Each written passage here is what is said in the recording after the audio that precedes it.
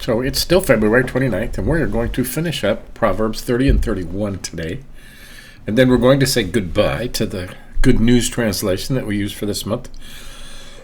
I have found in comparing it to a genuine word for word, directly translated, which is the New American Standard, is one of the most accurate Bibles out there. Okay.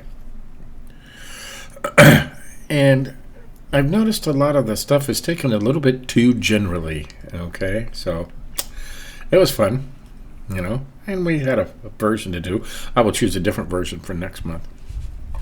But let's go over there and we will, boom, see, there we are. And I'm going to read this out of the New American Standard because this one over here, and I can point them up, but it's just not, a little too general for my taste. So we're going to be reading on the right side here. Okay. Now these are the words of Vagar, son of Jacob, the pronouncement. This is not the words of Solomon. Okay. And the man declares to Ithiel and Ukal, which were thought to be students. They really don't know. Okay. You notice over here, it doesn't even say that. It says, God is not with me, God is not with me, and I am helpless. And, and they say it's unclear, but that's not what it says under direct word for word. Okay. So, we'll start at verse 2. I am more stupid than any man, and I do not have the understanding of a man, nor have I learned wisdom, nor do I have the knowledge of the Holy One, God. Who has ascended into heaven and descended? Who has gathered the wind in his fist? Who has wrapped the waters in his garment, or the garment? Who has established all the ends of the earth? What is his name, or his son's name? Surely you know.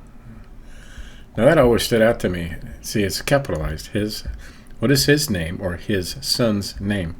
Jesus is right there, known about in the Old Testament. Okay. And you notice over here in chapter 4, have any ever mastered heavenly knowledge? Have they ever caught the wind in their hands, wrapped the water in a piece of cloud, fixed the boundary of the earth? And then it says here, who are they if you know who are their children? Okay, that is clearly not what it says in a direct word-for-word translation. He's talking about what is God's name and what is his son's name.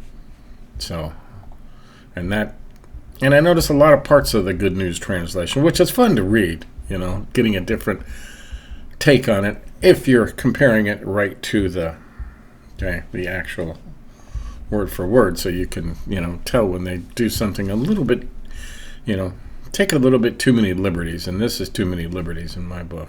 So, and we'll continue over here. Every word of God is pure. He is a shield to those who take refuge in him.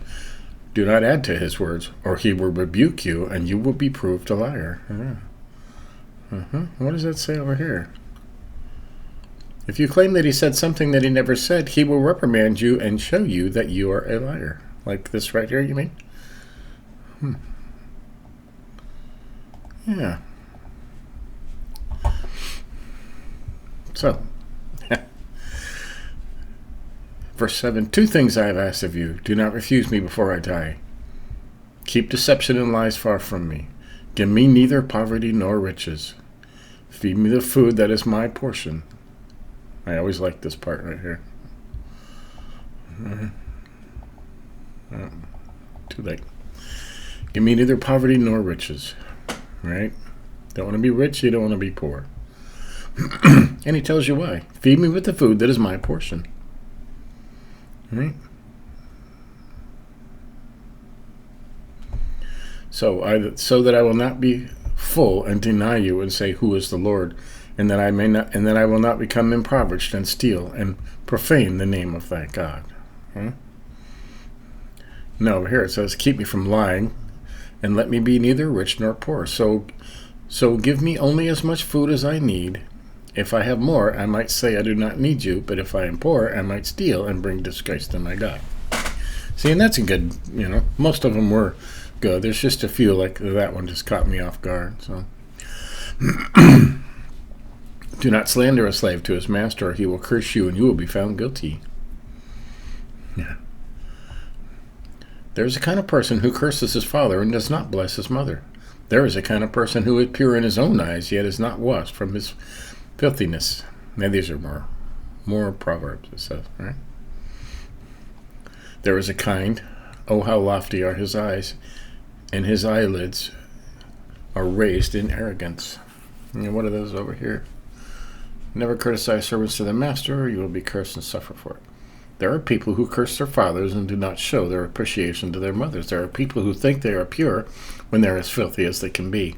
There are people who think they are so good. Oh, how good they think they are. There are people who take cruel advantage of the poor and needy. That is the way they make their living. Yeah, slumlords, right? A leech has 2 daughters, and both are named Give Me. Yeah, give. It probably says that over here. Give and give. There are 4 things that are never satisfied. Okay? See, and it says, the original says there are 3 things that will not have satisfied, 4 that will not say enough. Okay, they just went right to 4 over here. The world of the dead, a woman without children, dry ground that needs rain, and a fire burning out of control. Okay? Earth is never satisfied with water, a fire that never says enough, the eye that mocks a father and scorns a mother. The ravens of the valley will pick it out. Sheol. Okay, we missed Sheol, the infertile womb. Oh, yeah.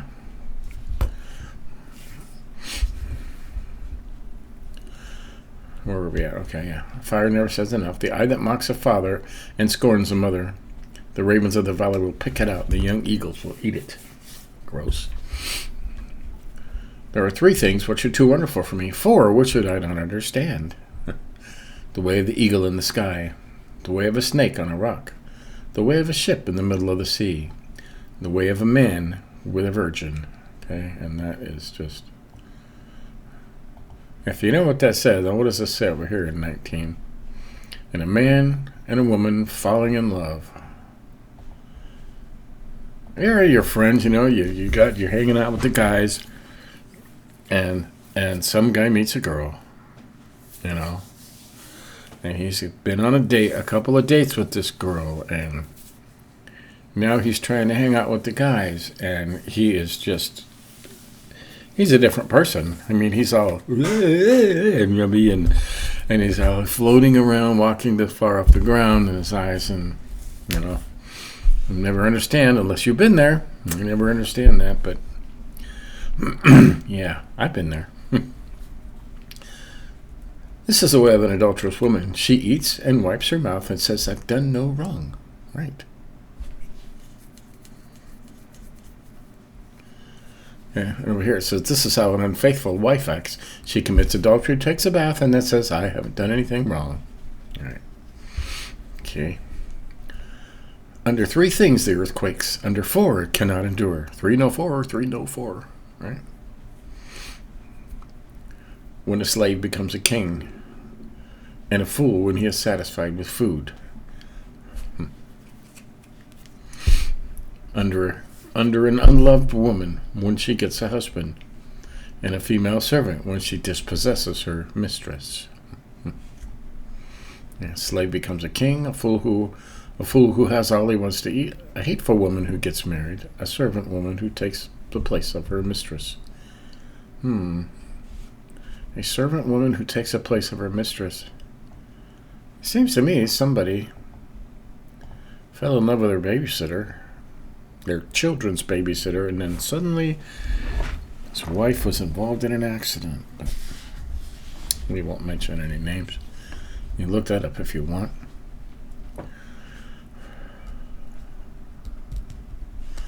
There are 4 animals in the world that are small but are very, very clever. Ants, they are weak, but they store up their food in the summer. Rock badgers, they are not strong either, but they make their homes among the rocks. Locusts, they have no king, but they move in formation, right? Lizards, you can hold one in your hand, but you can find them in the palaces. I mean, you can catch them, but they're always still there. Okay? And 29, there are 4 things that are impressive to watch as they walk. Lions, strongest of all the animals and afraid of none. Goats, right?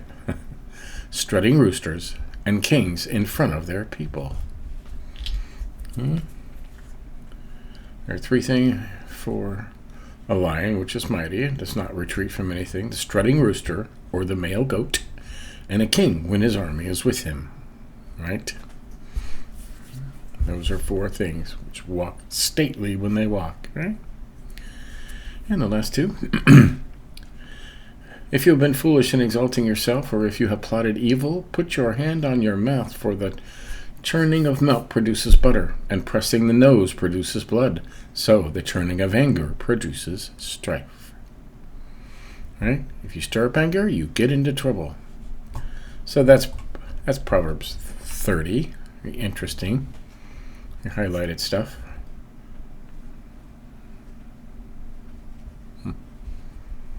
You know, this is interesting, where he was lamenting in the beginning. You know, who has done all these things? Who made the heavens and gathered the wind and wrapped the waters in his garment and established all the ends of the earth? He's talking about God, right? What is his name, or his son's name? Surely you know. We know the name of his son, don't we? Yeah. Right here. Do not add words, or he will rebuke you, and you will be proved a liar. Give me neither poverty nor riches. Feed me with the food that is my portion, so that I will not be full and deny you and say, who is the Lord? And that I will not become impoverished and steal and profane the name of my God. Neither poverty nor riches. I was like that.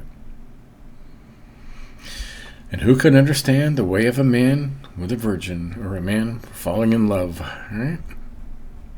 So, that's Proverbs 30. Let's go over to 31. Now, Proverbs 31 is the words of Lemuel, the words of King Lemuel, okay, the pronouncement which his mother taught him, okay. Here's the things King Lemuel's mother said to him. You are my own dear son, the answer to my prayers. What shall I tell you? Don't spend all your energy on sex and all your money on women. They have destroyed kings. Listen, Lemuel, kings should not drink wine or have a craving for alcohol. You got that? I'm just going to highlight this whole thing because it's kind of important. And a lot of people point back to this exact proverb for different reasons, okay? Kings should not drink wine or have a craving for alcohol, right? When they drink, they forget the laws and ignore the rights of the people in need. Okay, over here it says, it is not for kings to drink wine or for rulers to desire intoxicating drink. Otherwise, they would drink and forget what is decreed and pervert the rights of all the needy, right? Alcohol is for people who are dying, for those who are in misery. Let them drink and forget their poverty and unhappiness, right? And let the poor people drink, you know? And most of us are, you know, poor. And this is give intoxicating to one who is perishing, and wine to one whose life is bitter. Let him drink and forget his poverty and remember his trouble no more. Now, there are actually translations that say beer. Let him drink beer. But who knows what the real thing is. But it does say people in power should not drink and should not crave alcohol. Okay? You can get drunk. Somebody gets you drunk and you could do some real damage. Okay? It's for poor people. You know, misery. Just trying to pay my bills, you know. Just trying to feed my kids. And, you know, sometimes you can have a drink and forget your poverty. And it's nice. It's nice to do that sometimes. But don't get drunk. It never says get drunk anywhere. Okay? Okay, verse 8. Speak up for people who cannot speak for themselves. Protect the rights of all who are helpless. Speak for them and be a righteous judge. Protect the rights of the poor and the needy. Now remember, this is mom speaking to her son, the king. So this is what rulers should be doing. Now, the rest of this is, they call it the capable wife over here, and description of a worthy woman. Now, 10 through 31 is, and I talk about this every month, this is an old poem. It's called an acrostic poem that was written long before this. Wasn't written here when Lemuel's wife when King Lemuel's mother used to tell him this poem when he was a young child. So this poem's been around for many, many generations. And it was an acrostic poem, which meant that each different line started with a letter of the alphabet in order in their Greek or Hebrew alphabet. It started, and it was like A is for this, and B is for boy, and C is for cat. And it was an acrostic poem like that talked about wives. And of course, when it's translated, it loses all of the acrostic and every bit of the poem factors of it, but it's still good to read. So, how hard is it to find a capable wife? She is worth more than jewels. Her husband puts his confidence in her, and he will never be poor. As long as she lives, she does him good and never harm. She keeps herself busy by making wool and linen cloth. She brings home food from out-of-the-way places, as merchant ships do. She gets up before daylight to prepare food for her family and to tell her servant women what to do. Servant women, right? She looks at land and buys it, and with money she has earned, she plants a vineyard. She is a hard worker, strong and industrious. She knows the value of everything she makes and works late into the night. She spins her own thread and weaves her own cloth. She is generous to the poor and needy. She doesn't worry when it snows because her family has warm clothing. She makes bedspreads and wears clothes of fine purple linen. Her husband is well known, one of the leading citizens. She makes clothes and belts and sells them to merchants. She is strong and respected and not afraid of the future. She speaks with a gentle wisdom. She is always busy and looks after her family's needs. Her children show her appreciation when her husband praises her. He says, "Many women are good wives, but you are the best of them all." Charm is deceptive and beauty disappears, but a woman who honors the Lord should be praised. Give her credit for all she does. She deserves the respect of everyone.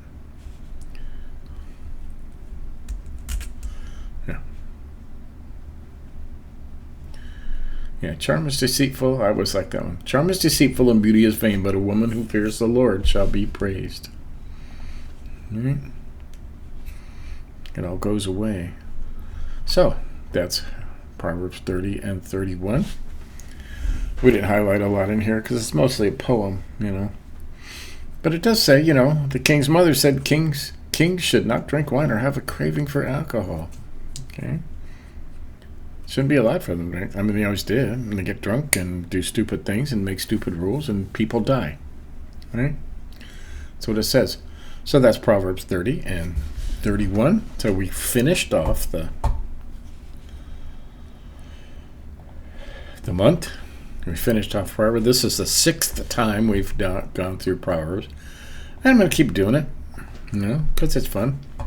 I'm not sure which version we'll start with tomorrow. I was thinking maybe something interesting, like the Living Bible, or a version we haven't done yet. And we'll always back it up with a word for word. Or, if it's a genuine word for word, then we'll back it up with a thought for thought, just to get two different takes on it. Yeah? So I'm looking at versions here. Christian Standard, Common English, Complete Jewish Bible. But I will look at my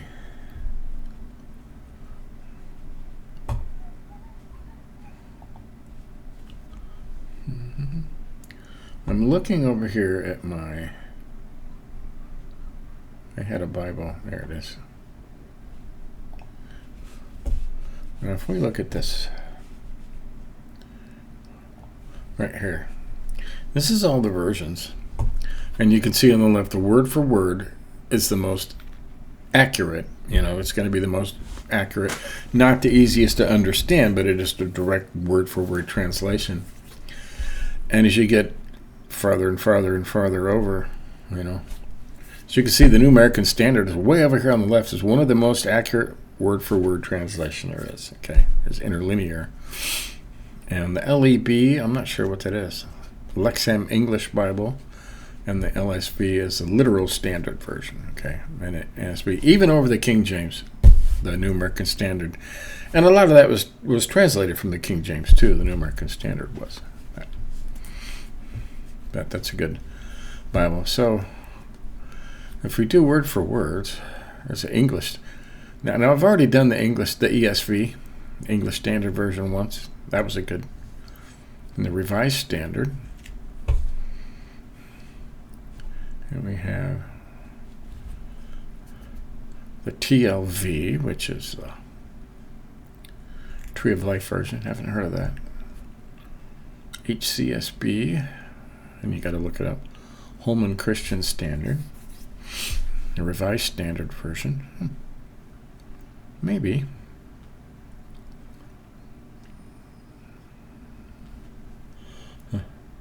Yeah, maybe we'll try the Revised Standard version.